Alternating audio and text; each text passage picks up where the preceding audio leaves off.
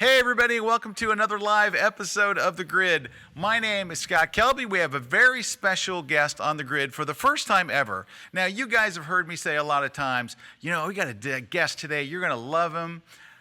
Of all the guests that I've had on here, I love this guest the most. This is my son, Jordan Kelby. Hey, what's up? All right, so since Jordan was a little boy, he'd always go, one day, can I be on The Grid? But so we had this rule in our household that we don't put the kids out in public, right? So we have a 10-year-old daughter, and then we have Jordan, but we were never even allowed to use his name. But now that he's an adult and he's 6'2" and he's at a university, we figure, what the heck? Now we can have him on. So welcome to The Grid. Thank you for having me. All right. So Jordan is on vacation from school. Roll Tide. Roll Tide. All right. And if you didn't know where I was going, that gives it away. There we go. University of Alabama. Aren't you guys have a pretty good football team? Is your team okay?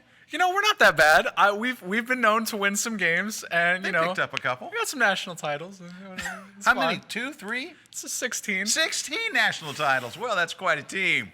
All righty. Well, so that's why I got to shoot. That's how I got to shoot the Crimson Tide this year. I have a great photo of Derrick Henry stiff arming. Yeah, I got awesome pictures in his dorm room has photographs nobody has.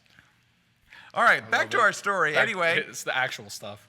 So Jordan's working here this summer. So he's running our YouTube page and doing all kinds of different stuff. He's helping me out on the road too. He covered for Brad in San Diego. We were on the road doing my seminar tour, and he's going to be with me next week in Orlando and Fort Lauderdale. Yeah. And now he's on The Grid. Hey. First time ever. That's how we roll. I've been working here like 2 weeks. It's been a lot of fun. All right, and he's going to be here all summer, so make sure you stop by and bring us some snacks. Okay, today we have a very awesome topic. We're going to talk about mistakes I've made in photography and how to avoid making the same ones. I've got some wild stories, folks. I got some embarrassing stories, which is all the more fun reason to have your son on the day you're sharing embarrassing stories. I guarantee you I've made worse photography mistakes. All right. Dude, somebody said, go Buckeyes. Oh, come on. That's why, when you're named anonymous 686-320831, all you got is some second-rate team from Ohio. Just kidding, they're not that bad. They're not that bad. We beat them though, right? No, we didn't play them this year.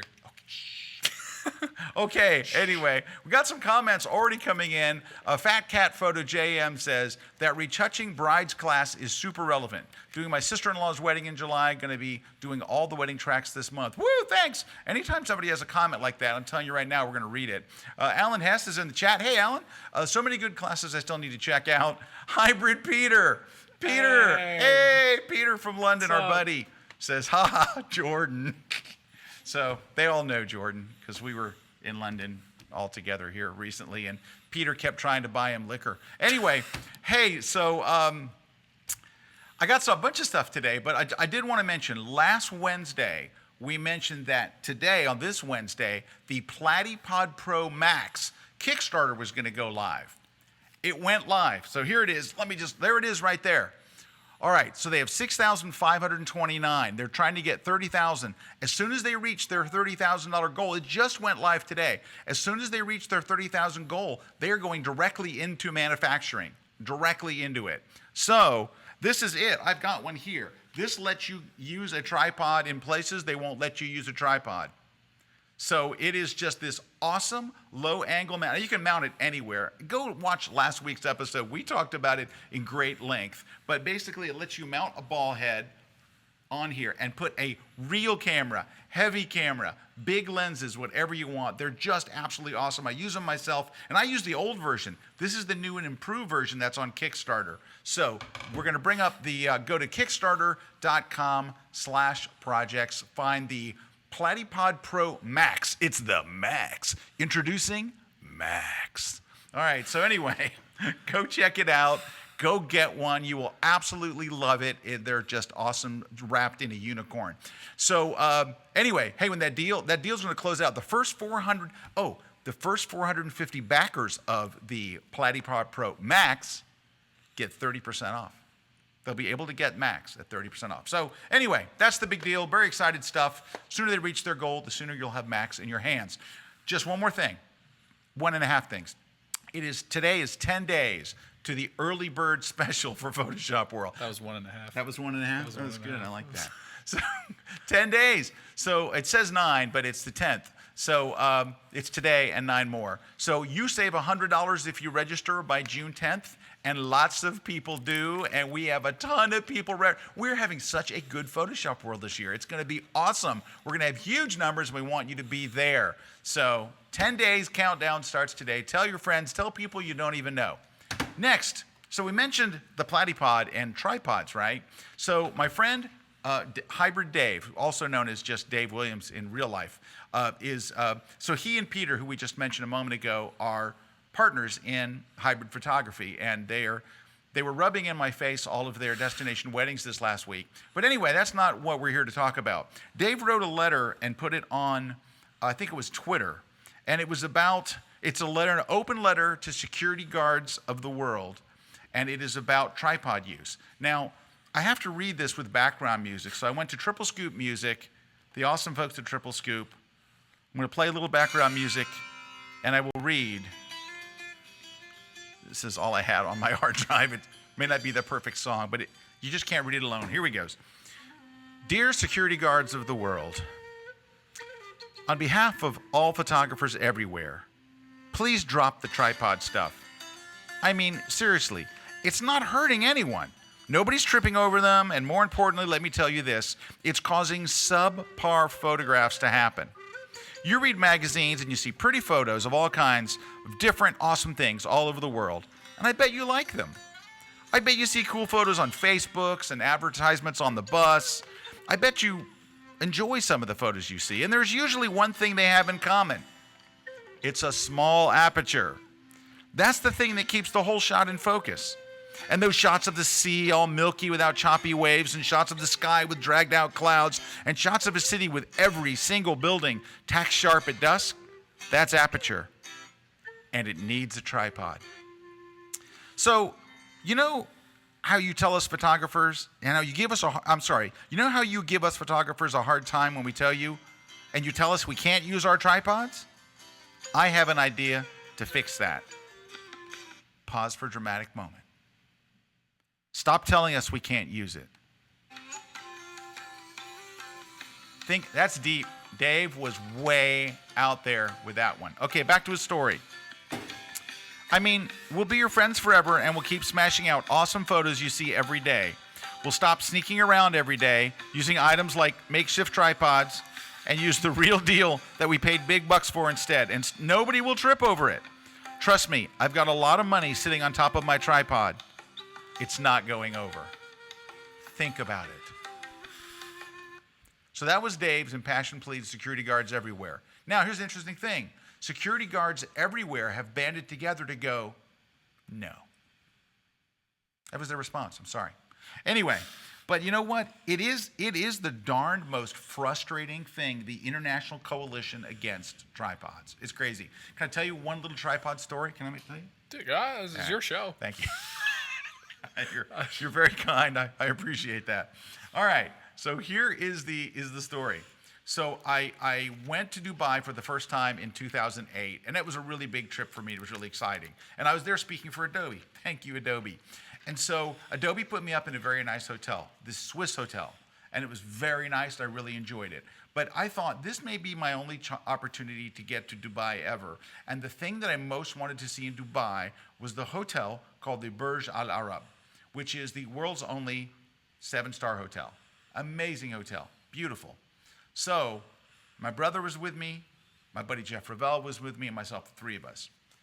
We decided that for one night, we were going to spend the money and stay at the Burj Al Arab. It is a place you can only stay one night. It was very expensive. But we stayed there one night. And one of the reasons why I wanted to stay there was every picture that you see of the Burj Al Arab is taken from the public side of the beach. There's this public side, and like 99% of the shots you see come from that side. I wanted to take a shot from the other side, the secret side. So at sunset that night, I go and I take out my tripod, and as I'm extending the legs of my tripod, you could hear off in the distance security guards coming from every direction. I'm in the middle of an empty beach. There's no one there. Let's say that on the entire beach, there's 6 people, and it's a mile long and a half-mile wide. I'm there by myself. It would be impossible it would be easier for a shark to trip than no one's going to trip. There's no reason. They're rappelling down from helicopters. They're coming on golf carts and four-wheelers. And they're all over me. I will say this. In the entirety of my life, I've never been treated more respectfully by security guards than I was that day. Once they heard that I was a hotel guest, they were absolutely just the most gracious, wonderful. They were absolutely apologetic about telling me I could not use my tripod. This was very sad news for me, extremely sad, because I was all set up to get a nighttime shot of this beautiful hotel, this beautiful place in 2008, a long time ago. I packed up my stuff and I went back to my room and I cried and I cried. No, I just was really disappointed.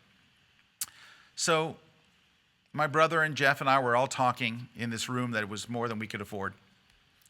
And he's like, why don't you go and just talk to the security guys? So I did. I went and asked to see the head of security. Now, if you're a hotel guest, they actually let you see the head of security. And I met with him, and here's what I said. I said, you won't let me take a picture with a tripod on the beach. And the guy's like, yes, I hope you understand how our hotel is portrayed around the world is very, very important to us. And the look of the hotel and how it's so when you set up a tripod, now it's like a professional shot, and we just don't want that. And I said, so it's okay if I hold the camera with my hand? Yes, absolutely. But if I put up a tripod, it's bad. Yes. I go, so let me get this straight. It's okay if I go back to America and I portray your hotel with kind of a blurry, crappy picture, but you don't want me to go back to America with a beautiful, crisp picture of your hotel. So it's okay if I portray your hotel poorly in the United States. And he went completely silent. And he looks at me, and he kind of looks up like he's thinking. He looks back at me and says, how many pictures do you need with a tripod? I said, 6, which, by the way, was an entirely random number. I didn't know how many I needed, but I figured 6 would cover me. So I said 6. He reaches in his pocket, pulls out a 9mm. No, reaches in his pocket, pulls out his business card, hands it to me, and says, if anybody says anything to you, anything, give them my card, and they'll leave you alone. I was like, thank you. You're incredibly gracious. I appreciate it. I go out there the next night. I walk out there. Now, you know when you have permission, you've got the guy's card, head of security for the Burj Al Arab. I'm walking around like, hey, tripod over here. Look at this tripod. I'm like, I extend a leg so you hear the sound, then I re-extend it, and it, boom, like maybe I'll put it here. I'm waving it in the air. It's big Gitzo, giant tripod and all. Nobody, not a soul, nothing, 0. I set it up. I get the hotel all set, take a shot. I only have 6, right? Wait, nothing, 0. No one ever came. I had the guy's card. I got nothing. I got the shot. Give me a second and I'll find it for you. And I have to get on, control room 6. And now that I built this all up, you're going to see the shot and go, eh. But anyway, it was all I had. But it was an interesting story of why their reason I should not take all I have is a low res. I've got the high res on my, oh, wait a minute. Hold on, don't move, don't breathe, don't make a sound. Might be in my travel portfolio. I am hoping it's there. It is there. All right, let me open it and let me go to Video Control Room 2, which is where all things good lie. And you're going to go, so you went through all that for that? No, I wanted to stay in the hotel because I never thought I'd see the hotel again. All right, there's the shot. There's the hotel as seen from the beach side that you don't normally see.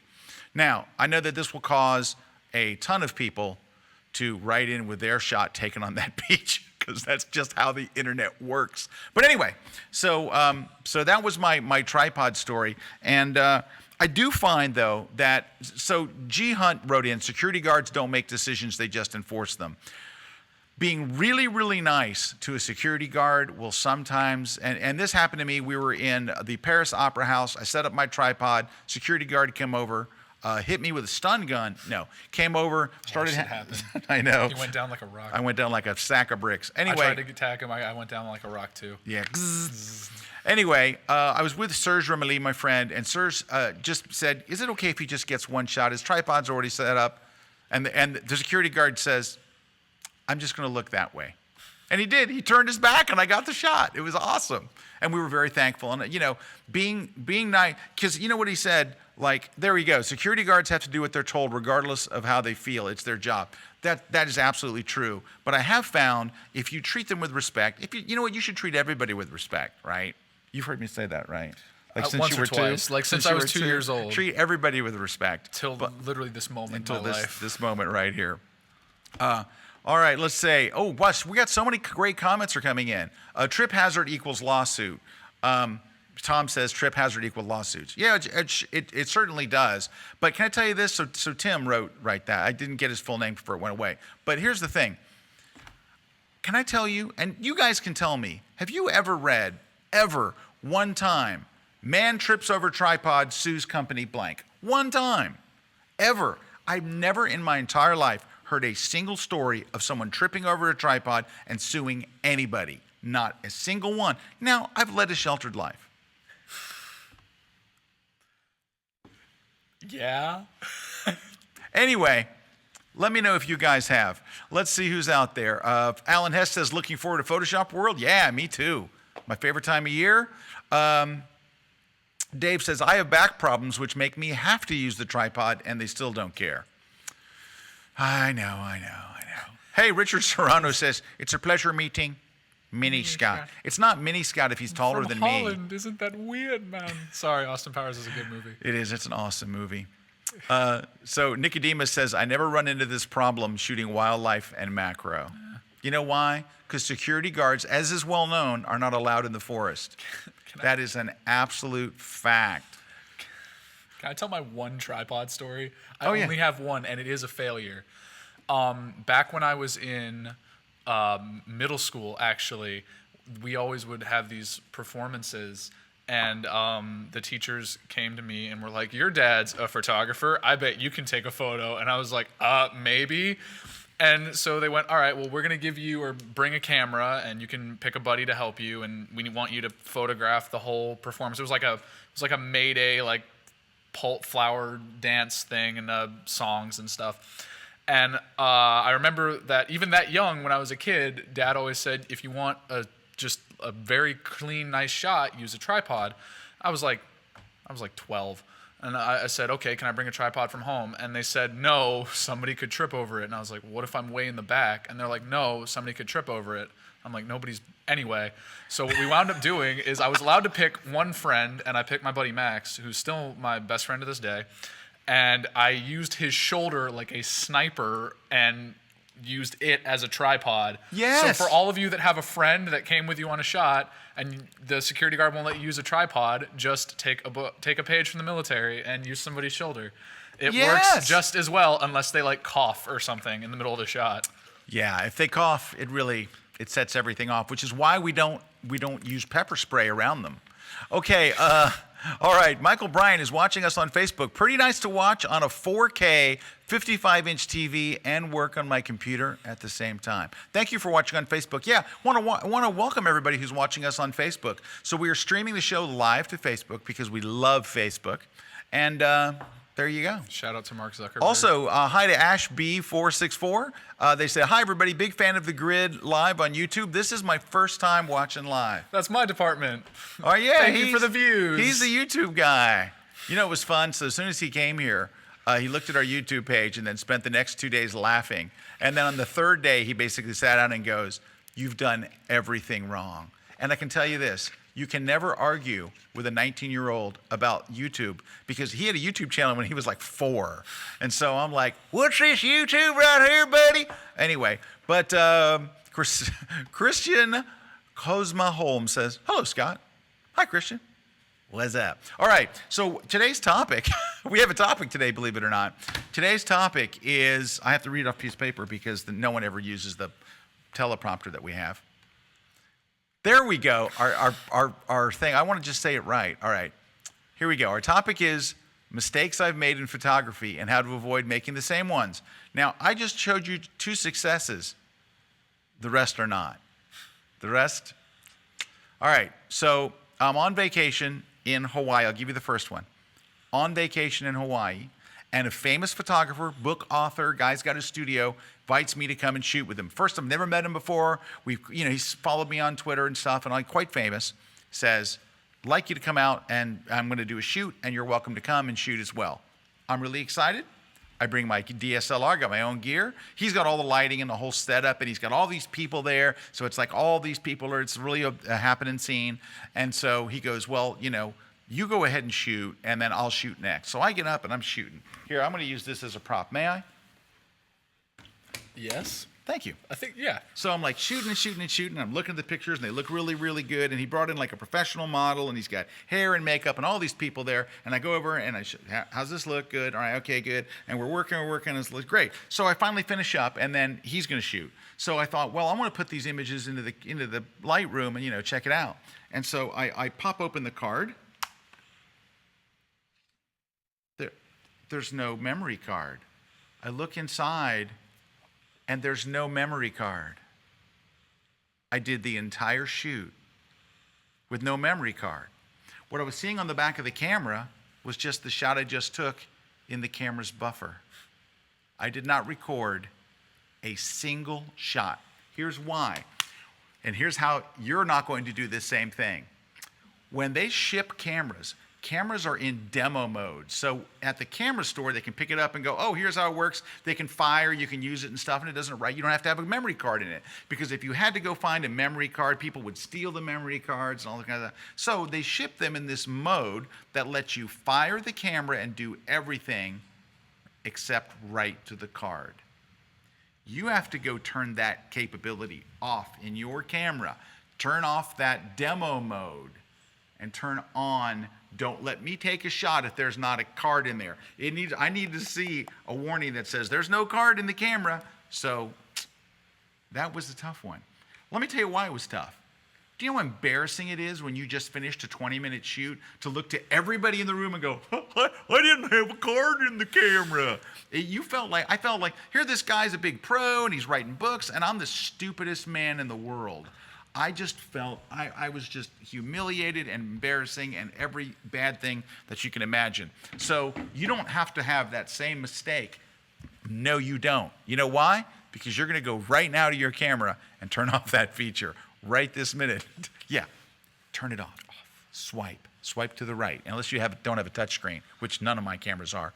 Anyway, so hey, you know what we're going to do? We're going to take a short break. And by short break, I mean a short one. When we come back, Jordan will still be with us. I'll still be with you. I'm going to plug a new class that you may not know about. And we got lots and lots of comments, including one from Mark Godriguez that says, "Will tripods be allowed to Photoshop World?" No. Hey, no. We got the same. It's funny. Yes, of course. All right. Okay, hold on. Matt Charnitsky asks, I got to read this one. "Scott, the Kelby 1 site seems to be faster. Did you guys recently switch hosts?" Yes. Hashtag lightning fast. Yes, we did. We went through a lot of pain to switch to a tremendously faster experience all the way around. So thank you for noticing. Thank you. We're going to take a short break. When we come back, lots more stuff. In a world where the next hot shot is out of reach, one brand stands alone to let you take it. Meet Max. June 1st. Kickstarter only. 30 days. Don't miss it. Hi everybody, Scott Kelby here. I just finished taping an awesome new class. I am so excited about it. It's called From Flat to Fabulous in Photoshop. I'm taking 10 different images. These are all kinds of different images, like from landscapes to portraits to location shoots, black and whites to panos to all this different stuff. I'm going to take you through from beginning to end, from the raw image to a rockin' final image. You're going to see it all. Whatever I have to do to make it work, I do it. Come check it out exclusively at Kelby 1.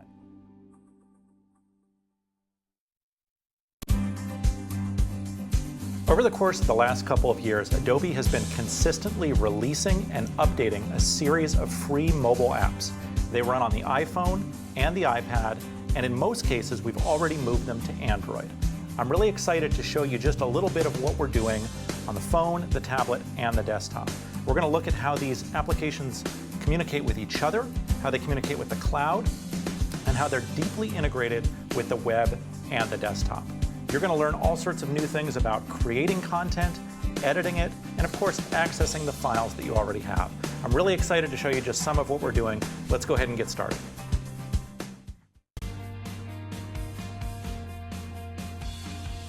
Do you have an InDesign project but you're not really sure how to use InDesign? Well, I'm going to teach you some quick, easy, simple techniques to get you started. We're going to be looking at adding text, images, logos, icons, interactivity, even a QR code. And at the end of this class, you'll have learned some great techniques for your project. I'm Dave Clayton, I'm a Kelby 1 instructor. Check out my new class on kelby1.com. Hey, what's up? Welcome back to The Grid, guys. I'm the guest for today, Jordan Kelby, this man's son, and this is Scott Kelby, the actual host of the show. Thank you. Whoa. All right. Well, Lyle in Utah just asked, came late. Please re-intro your guest. So our guest re-introed himself, my son Jordan. Very, very excited to have him here on the show, and I explained why it's taken so long at the beginning of the show. But boy, lots of comments. We're going to rip through them real quick, and then we're going to go on to my next hugely embarrassing thing that I hope will help you. Barbara Riddell says, first time watching live from Canada. Love your seminars. Been to 2 in Livonia. Thank you, Barbara. You're very kind. Lazarus says, stay on Facebook. I love how easy it was to watch. Yeah, we're streaming to Facebook every week now, so we love that too. First time watching The Grid live. Hello from Belgium. Boy, you live in one of the most beautiful countries. I love Belgium. Did I mention the waffles and the chocolate? Oh my gosh. Thank you for all the amazing tips and tricks. You are very welcome, Glynis. Man, did I mention can I tell you just a little story? My wife and I were in Belgium many years ago, and I think it was before we were married. So 27, 28 years ago? It's a long time ago. Maybe we were married. We weren't married. This feels like something you should know. But we were staying in different rooms, if that helps. Anyway. I don't know it either, so. Anyway, so we see the waffle truck. There's like a waffle like in a truck. It was a waffle stand, and I'm thinking, I'm in Belgium. You hear Belgian waffles. Are they really that good? It's just a waffle, right? Oh my God. It changed my life. When the day I had that waffle, I was 136 pounds. Now it happened. It's because of Belgian waffles. All right, back to our story. So let's see. Please someday bring Photoshop World back to the eastern part of the USA, like Orlando. Can I say that's a great idea? Can I say it? All right. Next year, we're going to bring back the second Photoshop World. We're doing 2 next year in Orlando. I wasn't supposed to mention it yet because we were going to do a press release and make it all fancy. But yes, next year, we believe in March, we're working on the dates right now. Photoshop World will be in Orlando and in Las Vegas. So, boom. I was trying to really build it up and all, but somebody asked. MJB Photo. Scott, did you ever get the 1DX Mark II? Can I tell you? No kidding. I got an email from Canon today. They're sending me a loaner because I'm going to do a class on it. So one is on the way. It's not mine yet because I still haven't sold my 1DX because I've just been kind of busy. Let's see. Tom MM 2006 had the perfect answer to Jordan's situation. Bring several friends with different heights and then a smiley face. There you go. He understands. You get it. You got it. You get passed him. the class. You totally A+. get him. Congratulations, man. All right. Prathamesh 29, and I'm not sure if I said that right, but since it's going around tripods, I just received my 3-legged thing, Albert tripod. Dude, it is awesome. Love it to the core. It's Scott's suggestion when I heard about this. The 3-legged thing tripods, I am their biggest fan. I absolutely love theirs. So the one that I have, they don't make anymore. I have the Frank. They don't make the Frank anymore. So the Frank's been replaced. I'm getting a new one here any day now, but. Their tripods they're so smart, so cleverly designed, lightweight, and they're not too much money, which I like. Look at that. Ben says, hi guys, my wife and I always watch together. Great stuff. Aw, you guys. So cute. All right. So let's see. Thank you for making it go to the next video on its own. Oh yeah, that's another thing we added on. We're adding lots of cool stuff to Kelby One. We are really focused on making our user experience the best, and so we're adding new stuff and all kind. Oh, I mentioned I was going to add a new class. All right, ready? I got a new class. This is awesomeness. So we try to release one class. Well, we always release one class a week, but sometimes we release more. So last week we snuck in another class. So I don't know if you guys remember, on the grid a few weeks ago, I talked about that if you're a subscriber to the Adobe Creative Cloud, whether you have the Photographer's Bundle or the full Creative Cloud, either one, you get Adobe Portfolio free with it, right? So you can have an awesome looking portfolio for free tonight. It's included in your thing, and so I made a class to teach you how to do it called Build a Stunning Website in Minutes with Adobe Portfolio. That's it right there. And so we released it last Friday, and I take you from beginning to end. So John Swartz, who is one of our readers and viewers, John watched the class, went on my Facebook page today and said, dude, I watched your class. I got it. It looks great. His work is great. Congratulations. But I know, you got to realize, as an educator, that's like the home run. You do a class, and then your students take it, and they take it to the next level. That's like absolutely a home run. Anyway, let's talk about mistakes. Let's talk about mistakes I made in photography and how to avoid making the same ones. This is a terrible one. This one happened to me this football season. So I'm shooting for a wire service. All right, so I'm shooting an NFL game, and you kind of have this, what you're supposed to do. You're supposed to upload images before kickoff, like get some images of them warming up, right? You want to show and you want key players and stuff like that. You know, you're not going to get like the long snapper. You're going to get some key players, upload those first. Then at halftime, you run in and you want to have lunch. You're dying to have lunch, but you have 12 minutes to get 5 to 6 pictures edited, ready to go, all the metadata, all keyworded, and sent up to your service. I try to send a few more, but anyway, I want a minimum of 5 or 6. I'm rushing. I get back to the room. I plug in my laptop. It's all set up and ready to go. I forgot my card reader. 0 card reader. I have no way to get my images. I have 12 minutes. I'm in this room full of people who already don't like me. And I go, does anybody have a card reader I can borrow? Anybody? Anybody? And one guy goes, oh, I have an extra one, and he gives me one.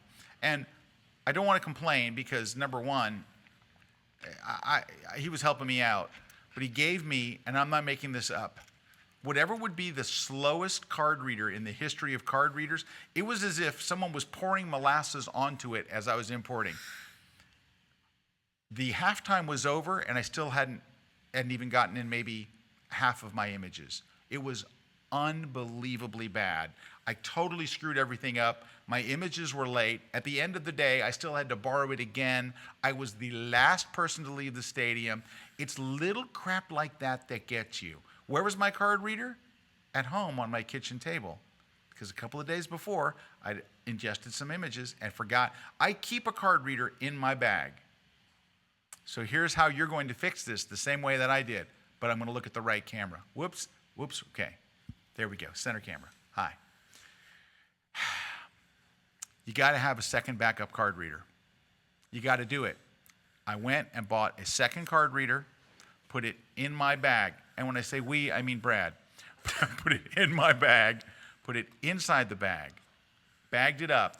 And then I have my main card reader. We put names on them so we would never. So, guess what? It happened again. But I knew I had a backup card reader. When getting those cards, those images into your thing matter that much, what if your card reader breaks? What if it gets stolen?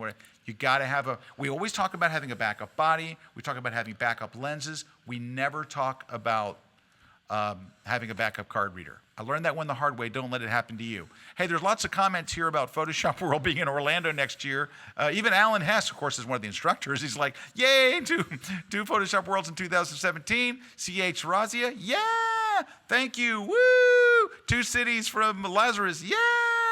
Yeah. And Orlando Photoshop World makes me very happy. Thank you so much. Don, it makes us very happy too. We've missed doing it a lot, and we're very, very excited to have it back. So Margaret Mesa Cortez says, when to Orlando? We're narrowing the dates down right now. It'll be late March or early April. Looks like where it's going to be. Hybrid Johan. So Hybrid Johan is not really one of the hybrid guys. He just adds hybrid on there to be mean. It's like No, Johan's our buddy. We like Johan. Oh, okay. No, he's good. He's good. He's okay. I thought he was like a kid in Call of Duty that like changes his clan tag to No, yours. he's not that. He's not Okay. that guy. I'm sorry. No, he's not that guy. All right. Johan said, first mistake I make with every shoot is I forget to take my lens cap off. And after 10 photos, I'm thinking, lens cap off. But you see, the great thing about the lens cap problem is you realize it, pretty quick. Pretty quick you go, all the pictures are black.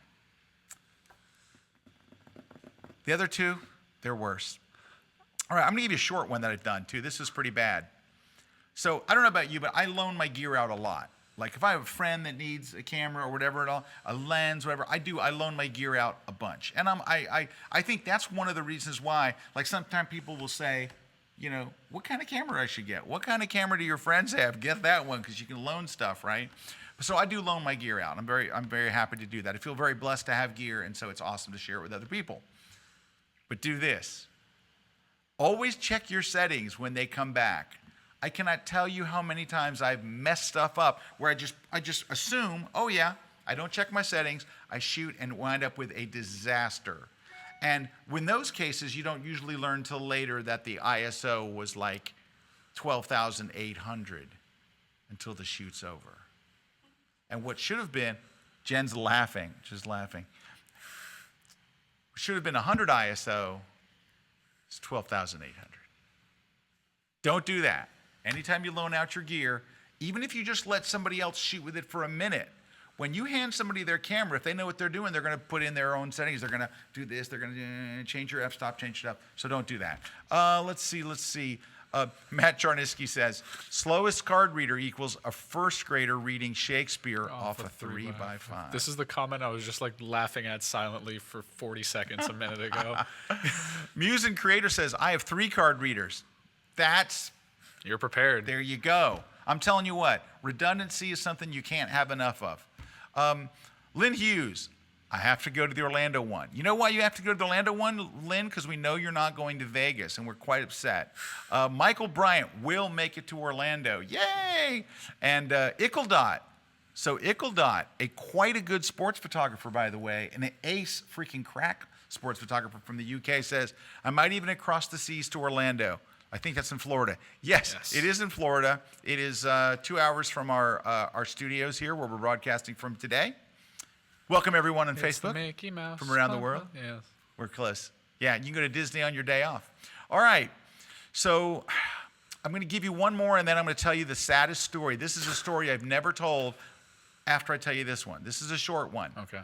Another big mistake I've made that has bit me in the bottom, not showing up early enough for a shoot. I've literally gone to sunrise shoots and missed sunrise. I've gone to sunset shoots and missed sunset. You can never get there early enough for a shoot.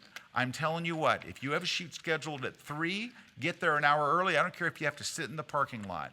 But I tell you what, because you're trying to be creative, you're trying to get into a creative situation, nothing will stifle your creativity than rushing around and being late. It is the worst thing ever. Now, you could say this extends to all of your life, and on some level that's true. But it is especially bad at a shoot. When you're supposed to be in a creative mindset, this will crush it. This will absolutely... You know who came on the set? We have another special guest. Can we... All right, hold on. You know who's here? Maybe. Seriously? It's Maggie the Wonder Dog. Come here, Maggie. Where'd she go? She's over here. Hold on, we're gonna see if we can get Maggie on set. Come here. I'm looking for her. Come here. Maggie. No, come back. No. Oh. We'll see if we can get Maggie back for you. The Wonder Dog in person. Here she comes. Okay, Maggie, come here. I gotta pick you up. Come here.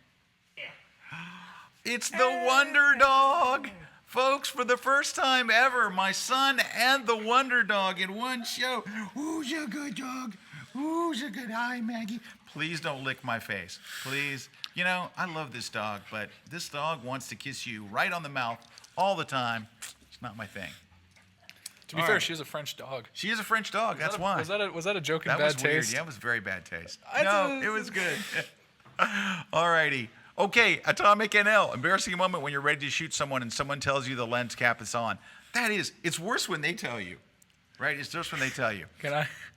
So I do video more than photography, but I cannot tell you how many times I've been taking a video and whoever the actor is in the scene turns and goes, "Nothing we did is on camera," and then you go, and then you just have to spend the next 4 hours getting them to say the lines right or something.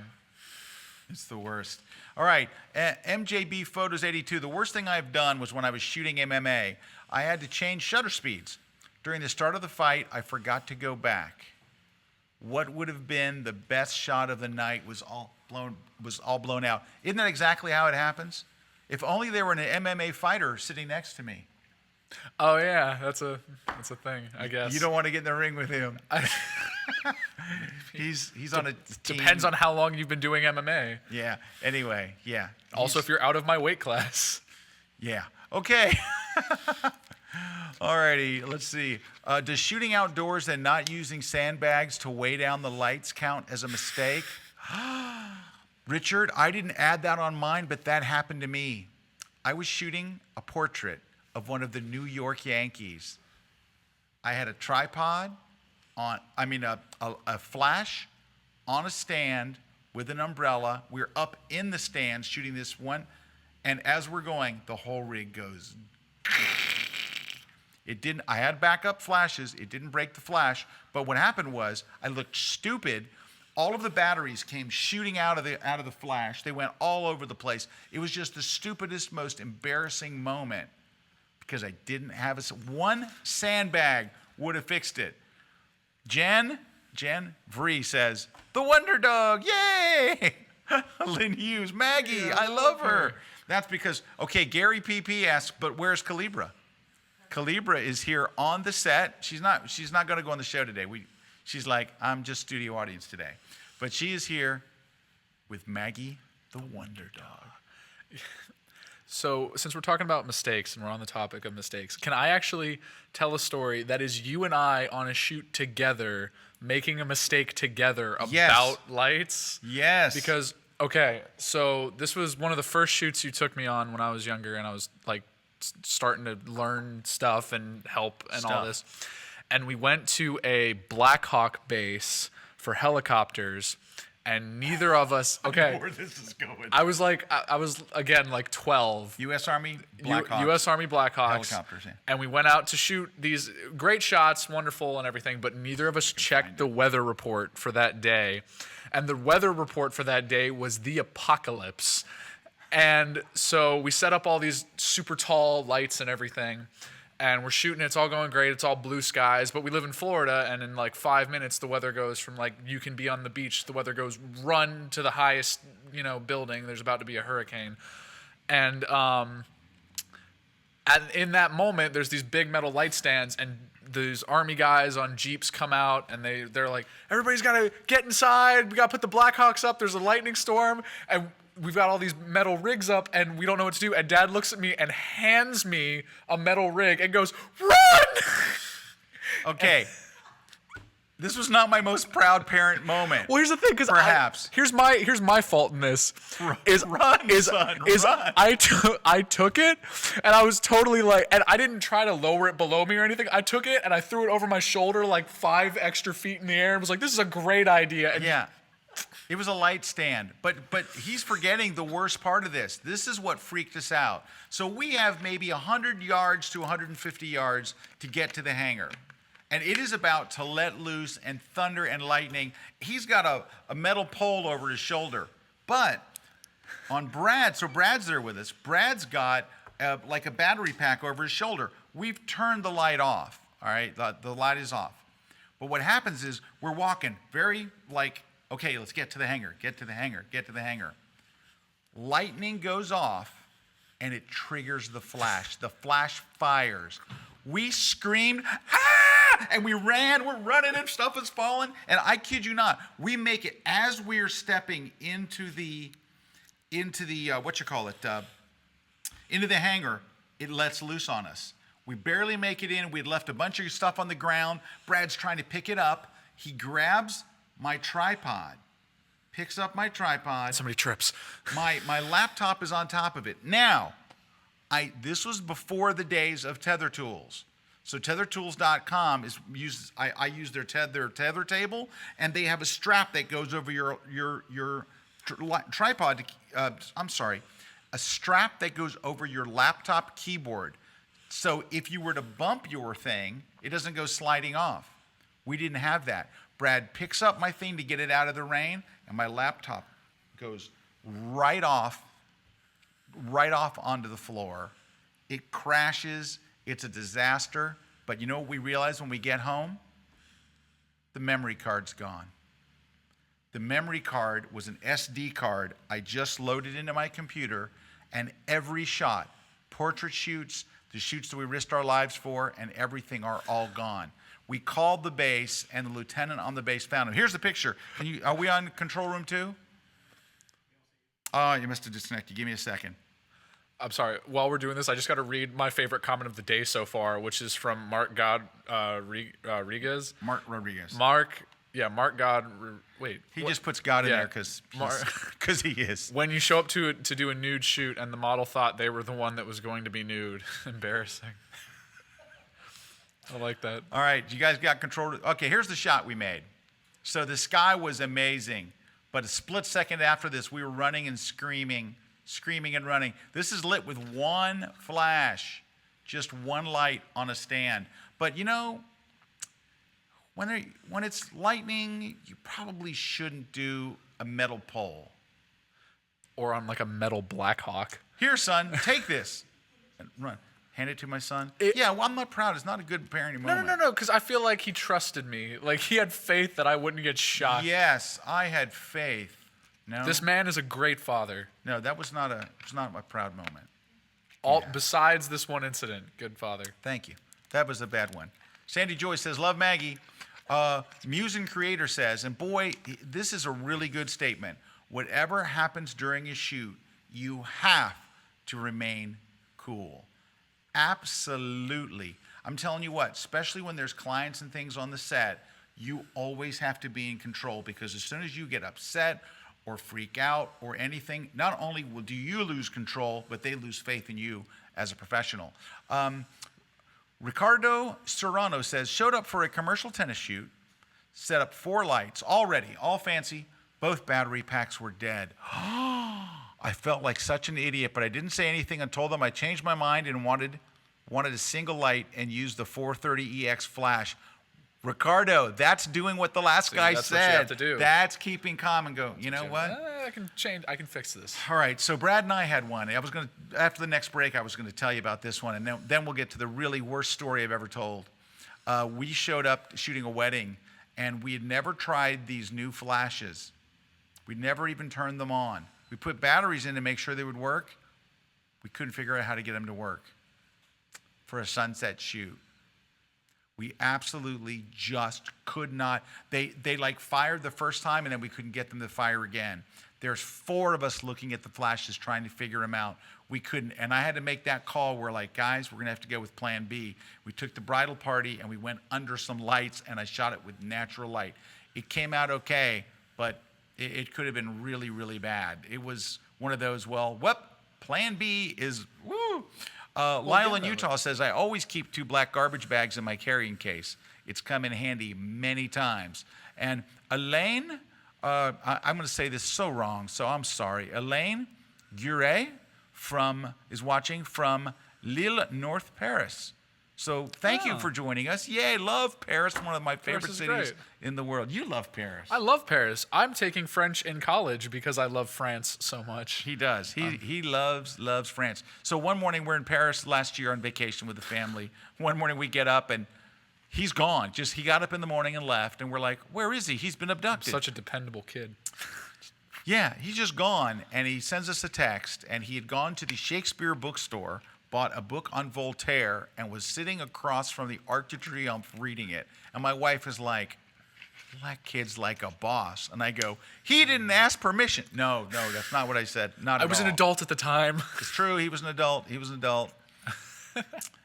Here we go. Matt Charniski says, the next one. He says, the topic of mistakes, just start going off on rants about ex-girlfriends. That would only be my son. My last ex-girlfriend was like 29 years ago. It's not like I have a rant. But let me tell you, she was a nightmare. Anyway, just kidding.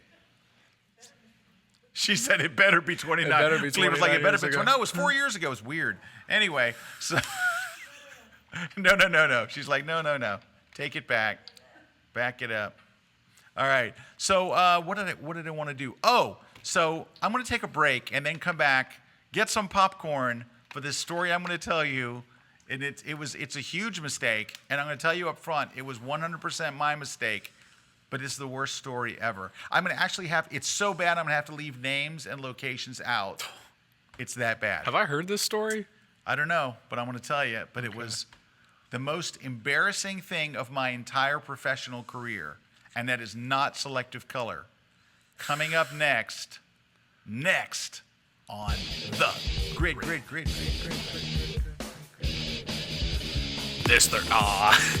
You want to take your design skills to the next level. You want to learn how to build a winning portfolio. You want hands-on training with live models. You want to mingle with the top professionals of photography and design. You want 3 days of Las Vegas energy and excitement. That's why you're going to Photoshop World in Vegas. In a world where the next hotshot is out of reach, one brand stands alone to let you take it. Meet Max. June 1st, Kickstarter only. 30 days. Please don't miss it. Hi, I'm Richard Burnaby. Welcome to the beautiful Blue Ridge Parkway of North Carolina. We're going to go on a photographic road tour, photographing waterfalls, sunrises, sunsets, grand landscapes, mountains. We're going to talk about gear, we're going to talk about camera settings, and most importantly, we're going to talk about my thought process that goes into each of the compositions, the locations we visit. So I hope you check out my brand new class only on kelby1.com. And welcome back to this week's episode of The Grid, coming at you live from somewhere in Florida. What voice is that? What have you done to my son? I was trying to do like this summer, live in theaters, July 12th. Baloney Man. Baloney Man. Yeah, it's like a horror movie. Is it really a horror movie? It's not a thing. Oh, okay. It's a made-up one. Okay. It's not a thing. It's not a thing, Dad. All right. Patrick 4 says, this conversation is giving me anxiety. Me too. John SWM says, isn't that how Taken starts? It is, but I didn't go to Paris on my own, and I didn't go with my girlfriend, and we didn't get an awesome apartment. And he's an MMA fighter, not too scared girls. Okay, let's go to my story. All right, so a friend at a very, very big, prominent university with an amazing football program says, how would you like to come up here and shoot? And I'm like, I would love that. That would be just amazing. And he goes, not only that, but I can get you tickets. So if you have a friend that wants to come with you, I do. I have a friend whose school is that favorite school. So I go, look, I'll fly up there. I'll buy my airfare, my hotel rooms. I'll rent a car. I would do anything to shoot this particular football team. So great. So he goes, let me see if I can get you a credential to shoot. Well, one day I'm someplace, I'm on the road doing a seminar, and I see my email come in, and I look, and it says, hey, you're approved. You're all set. I'm like, oh, great. This is great. So I make my airplane reservations, and I do the whole thing, and I fly up there with my gear bag full of all equipment. Now, when I shoot football, I take a lot of stuff. take a 400 millimeter 2.8. I take 2 bodies, maybe 3. I take it's a lot of gear, and it's a lot to travel with. So I show up, and I go to the credentials desk, because you have to go and you have to sign in through immediate entrance. And I go there, and I say, Scott Kelby. And they go, looking through. No Scott Kelby here. How do you spell that? Kelby. Could it be under another name? Now, at that moment, my heart starts beating. This isn't good. I just came a long way, and I spent a lot of money, and where? So, well, what organization are you with? Well, I'm actually just, I'm not here with an organization. I'm just like a dude. And so we kind of go back and forth, and she's very, very sweet. She could not have been nicer. So we're going back and forth and going back and forth. And she goes, well, how did you get your credential? And I go, well, it's through a friend who works here. And so, yeah, I don't have anything under his name either. So I go and I call him on the phone, and I go, dude, I'm here at the credential pickup, and there's no credential for me here at all. And he's like, well, that's crazy and all, and so we start talking back and forth, and he goes, so do you have an email back from them? And I go, I have an email back from them? He goes, yeah, when you filled out the online form. The online form? Well, yeah, I had a link to it in that I said, you're all set. All you have to do is fill out this online form, and they'll send you the credential. I didn't read the rest of the email. I didn't know that there was an online form to fill out. By the way, this story has just begun. So I have not heard this story before. I'm like, what? Because I'm there now. I'm at this other state. I've flown. I've spent a ton of money and time and energy. My buddy is there. I gave him the ticket. He went up in the stands, and he's like, now I'm not even going to get to watch the game. He has both tickets. I'm supposed to be on the field. I'm crushed, and I don't even know what to say. And I'm like, well, so I go tell the woman, I tell her what happened, and she's like, yeah, that stinks. I'm sorry, I can't help you. And she's like, the only person that could help you is the director of sports information, and his name is blank, blank, blank. And I go, where could I find him? And she goes, well, he's probably up in the press box. Here's what I'll do. And she was a sweetheart. She goes, I'm going to give you a temporary pass to go up there, because he does have the power. If he wanted to let you in, he could let you in. But you'd have to convince him. And I'm like, well, I mean, will you watch my gear for me? She's like, yeah, and I rolled my gear back there. She was just as sweet as she could be. I go up the elevator, and I open the door, and it's the press box, and it's very busy. It's game day, and all this stuff's going on. And so I see someone wearing like a jacket, a colored jacket, and it looked like it was the color of the school. So I went up and said, do you know Sports Information Director? I'm just going to make up a name, Johnson. It wasn't Johnson. Sports Information Johnson. And she goes, oh, he's right there. And I looked at him, and I went, you ever just like look at somebody and you try to size the situation up? Sometimes you see someone and you go, this should be no problem. I looked at him and went, uh-oh. He just had that look like, I'm not helping anybody out. So I went over there and I said, hi, look, you don't know me from anything, but here's my story. And I tell them a whole long story, and he's looking at me, So you didn't fill out the form? No, I did not. I didn't fill out the form. This was totally my fault. When my friend said that I was approved, that I thought that meant I was approved, I would show up and pick up my pass, which is the way I've done it in the past. I'm so sorry. And he starts screaming at me. Now you got to realize, we're in a press box with 75 people.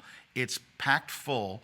And this is before game time. The game's not playing on TV, so it's fairly quiet in there. And he starts yelling at me, "This is not how we do things here." And he starts screaming at me. I mean, he's just yelling at me, and he's like spitting and the whole 9 yards. And he goes, "We have rules, we have regulations. This is not how it's done." And he starts telling me, and he's talking about the school in the third person and about himself in the third person. And I'm like, oh my gosh. And I'm humiliated, and I'm embarrassed, and the whole thing. And I just don't know what to do. At this point, my only choice is to go back downstairs with my gear and sit in the parking lot. And the whole thing's a total wash. So he's yelling at me, and I'm sorry. And he's like, "So who's the person that said you could do that? Who are they?" So finally, his phone rings, and it's somebody else, and he stops talking to me, and his color starts coming back to my face. I'm as white as a sheet. I'm just so embarrassed and humiliated. I walk over to the side, and I start going through my emails, and I get the name of the person that said he's approved to go fill out this form. And I finally get back to him, and he's like, and he looks back at me like, "I hate you, please die." And I look and I go, "Here's the name of the person that said I was approved." And he like takes the phone out of my, snatches it out of my hand. He kind of looks at it. And then he starts yelling at me all over again as if we were starting this conversation from scratch. He's screaming at me and telling me that's not how they do things. This is not how it's done. And all I can say is, "You're right. This is all on me. It's totally my fault." So finally, here's what I said. "Look, if you would do me this favor, here's what I'll do. Just pretend that I'm shooting for your school today. If you allow me to do this, I flew all the way up here. I've invested a lot of time and money. The mistake was clearly mine. It is 100% mine. But if you let me shoot the game, I will give you all of my images. I will get the best 50. I'll retouch them. I'll save them as JPEGs. I will FedEx them to you. You'll have them the next day." This was before Dropbox.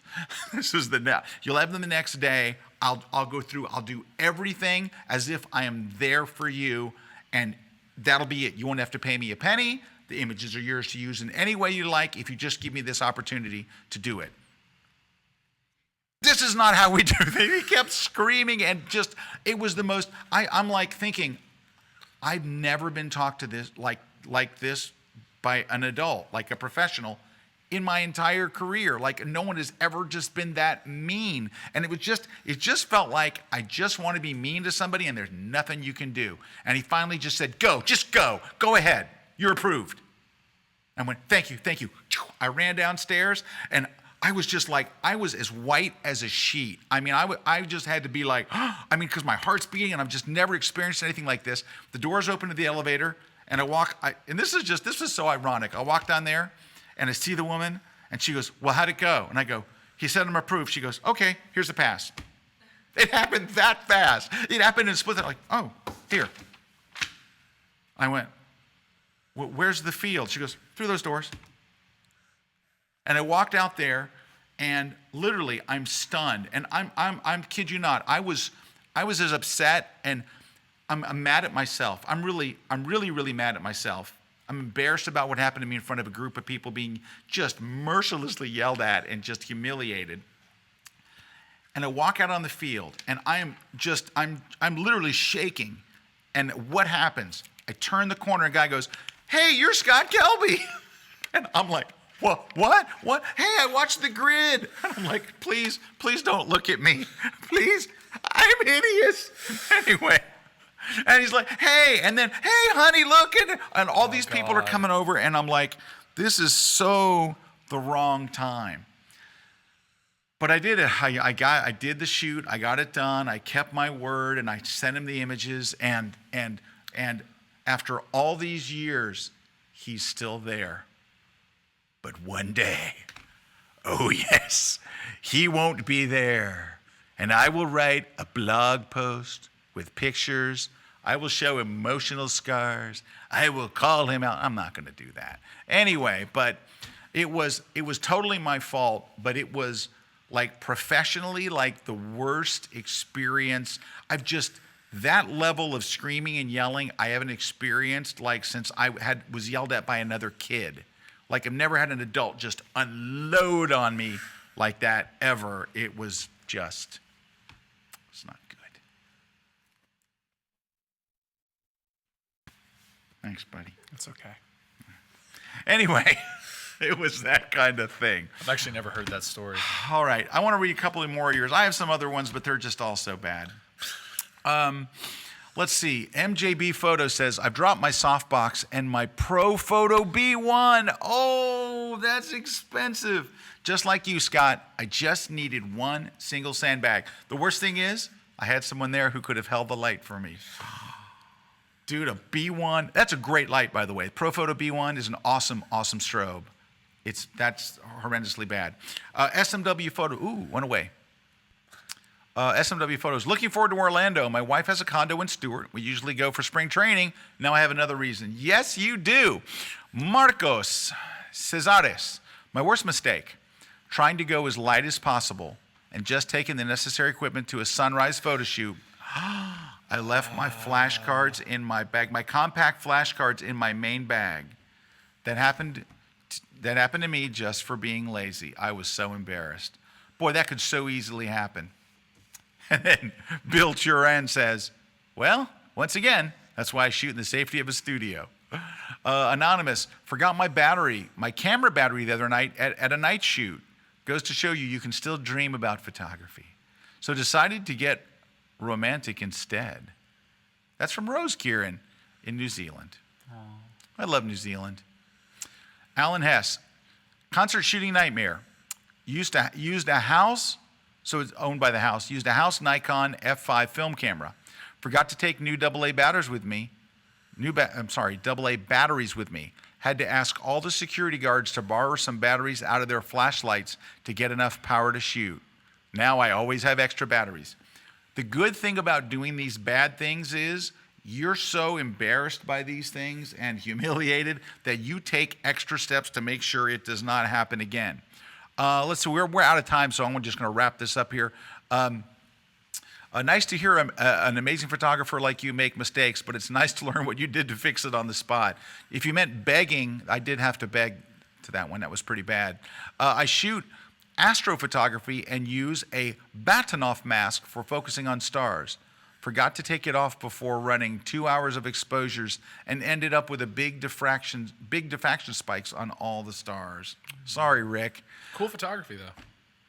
Astrophotography awesome. is very, very cool. More power to you. Yeah, there you go. MJB Photo says, I think I would break down and start crying after had my headbutt. Oh, excuse me. Gosh, I can't read anything today.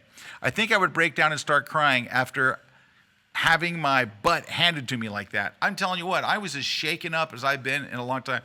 Let me just ask, honey, did I call you when that happened? I did, didn't I? Like I called you from the field and said, honey, this is I called. She's like, yes, you did. She's like, Calibra just goes like, I'm watching that guy. Yeah, he has nothing to fear from me, but Calibra. See, here's the thing. Those of you, a lot of you follow Calibra on Instagram or you follow her on like her blog. I shotwithmytrustyiphone.com. And you know one side of Calibra. There's this other side of Calibra that she protects me, Jordan, our daughter, like Maggie. Like she's like an Israeli commando. I always said that if I was ever kidnapped in a foreign country Mom. and they throw me in some cell Mom. and it's dark and it's dank, that I would be like, it would just be a few moments before she comes rappelling down with a machine gun and a group of commandos and they would lift me out of there. I'd be like, you can't do anything to me. She'll be here any minute. Trust me. I won't. She looks after us on a scary level. I won't tell the story, but I am 110% convinced that my mother made some kids move after they beat me up when I was younger. Yeah. I'm so sure about this. Yeah, she's a mama bear. Let me tell you what, she takes care of the family. I was like 6. People disappear, if you know what I mean. Anyway, Shadows. Ed G Photography says, you survived anyway, Scott. I did. And he's a ghost. Alan Hess says, I get yelled at, but I wear earplugs, so it never really bothers me. That's one way to handle it. Look at this. John says, my biggest mistake was showing people my work. Teardrop slowly rolls down cheek. Aw, dude. Oh, let's see. I forgot to charge my batteries on an air-to-air aviation shoot. I will never let it happen again. Sandy Joy, because air-to-air But that's a very expensive thing. Like Yeah. you rent a plane and you have to rent another plane, and it's like, oh, I feel for you. I did a portrait retouch in front of a client once, very bad. So that was Bill Truran, I'm thinking it is.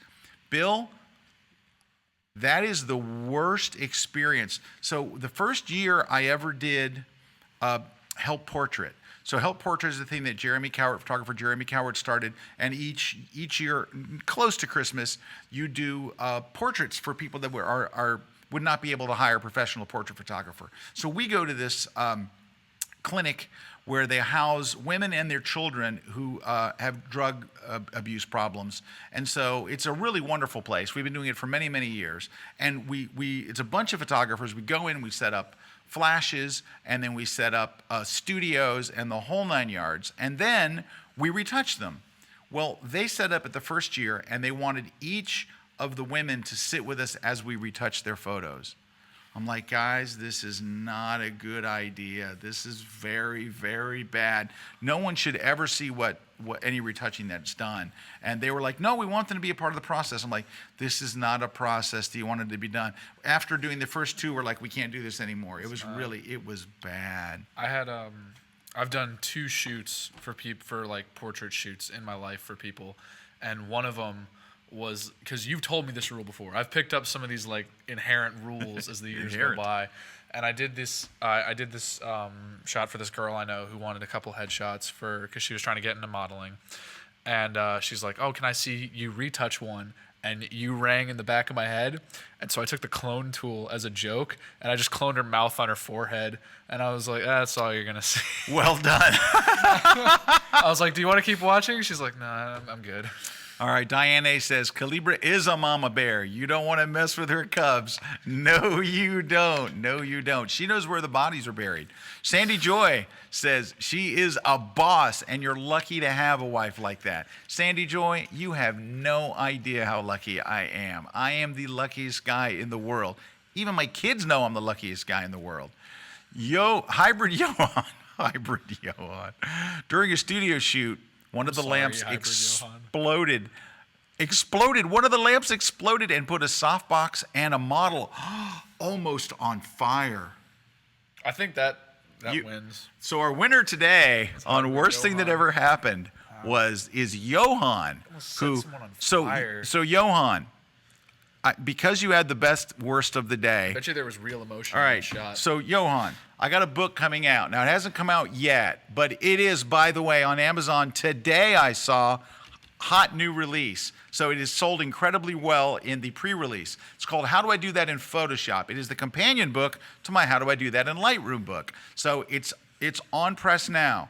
Johan, I'm going to send you, when it comes off, we usually get a few before they come off press. I'm going to send you a signed one, Johan, because you earned it, buddy. The exploding light and model on fire trumps me getting beat down at a major university. You deserve this. Everyone else that is not Johan, go to Amazon and pre-order it, because it's coming out very soon, because I already wrote the whole thing. It's on press now. How do I do that in Photoshop? From Rocky Nook. Awesomeness. If you're brand new to Photoshop, you just got Photoshop, don't get this book. Because this book is, you're supposed to turn to a page and learn how to isn't there a way to do that in Photoshop? That's what this book is, tells you how to do it. So you already have to kind of know Photoshop a little bit. A little bit. It's not for brand new people. We're giving away some books though. Let's give them away right now. Look at this one. This is for people who are really good at Photoshop. This is Corey Barker, one of the greatest Photoshop guys in the world. Book just came out. We published it here. Well, we produced it here. It's published by Peach Pit Press, our friends at Peach Pit. It's called How to Create Badass Photoshop Effects. And it is amazing book. The whole book is just cool effects. Cool effect after cool effect after cool effect. He shows you exactly how to do them. So if you're a photographer, if you're a graphic designer, if you just go, I want to do a cool effect, this is where they all are. And lastly, if we weren't giving away enough today, it's my book, the best of the digital photography book series. You know, I wrote 5 different books. They're all different, over 1,100, 1,200 pages. I cherry-picked the best stuff from all those books and put it in one. Some lucky person is going to win this. How do you win this book? Well, Well, you go to this website right here. Go to kelby1.com/webcast-contest. And you're just going to go here, and in the comment section, you're going to write which one of those things you want to win. Do you want to win the digital photography book, or do you want to win the other book, which is the Corey's Badass Photoshop book? Tell us which one you want to win. We'll send them to you. We don't care where in the world you are. You know why? Because we're loose with money. Okay. Just the last couple of comments. We're going to have to wrap things up. So John says, other big mistake I made, trying to get Scott to view my insect pictures. I saw your post on Twitter the other day. So here's the thing. I don't like insect pictures. I'm sorry. Now, you had a really nice picture. You said he did like my ladybug, and I did. Like your first picture was a ladybug. I thought it was very nicely composed, and it looked good, and the ladybug was far enough away, I didn't freak out. When I see a big picture of an insect, I'm out. I'm like, ugh, I can't stand them. So that was that. So Paramesh29, my mistake, shot Gujarat? I'm sorry, in India. Your guess is as good as mine. Shot Gujarat in India for 10 days. Never backed up photos, and one day the hard drive crashed from nowhere. Those are the most painful. They're gone forever. It's like any time in Premiere where Adobe just decides to go, your 4 hours are gone. Like, it happens. Patrick 4, my biggest goof was I was shooting a wealthy, powerful CEO for a publication. I only had 5 minutes and didn't know my 24-70 was in manual focus. Every shot was slightly out of focus. I haven't shot for that publication ever again. Oh, that's a heartbreaker. God, these are so bad. All right. Lisa Burgess Simeka. I think that's probably close. Can't wait for Orlando. I'm hailing from Hollywood, Florida, and already saving for Photoshop World next March. Much love, Kelby Crew. Thank you, Lisa. Creek Bottom Photography says, no way, love Corey. Love Corey, love Corey. Lots of love for Corey. Corey is awesome. Oh, by the way, so we're working on a new class with Corey. So I did a class, I taped it last week on masking hair and compositing. And while I was taping the class, Corey came in the studio, and I'm like, dude, you need to do advanced compositing. Because what I did was kind of like portrait compositing. Masking hair, a lot about masking hair because that's the hardest thing, right? Masking hair, masking fur, same thing. And then putting it on different backgrounds and making the light match and all that kind of stuff. But Corey's going to go to that next level, which is perspective and shadows and all that stuff. So he's, I think, taping that within the next few weeks. So we're excited to have him doing an advanced compositing. I'm doing kind of a easy compositing. But the important thing is, we got your compositing covered. Plus, once you watch those, go watch the stuff from like Joel Grimes and from Glenn Dewis, and there's got all kinds of compositing. Hybrid Johan says, wow, thanks, Scott. Like to get the signed book. Thank you so much. You're very welcome, Johan. Thanks for watching the show. Johan's always in there. We love Johan. Stephen Getz. I'm pronouncing it. I think it's Getz. It could be Gotts, but I'm thinking Getz. I won the book that Scott and Brad both signed a couple of weeks ago, and they said, may you grow a glorious, majestic beard.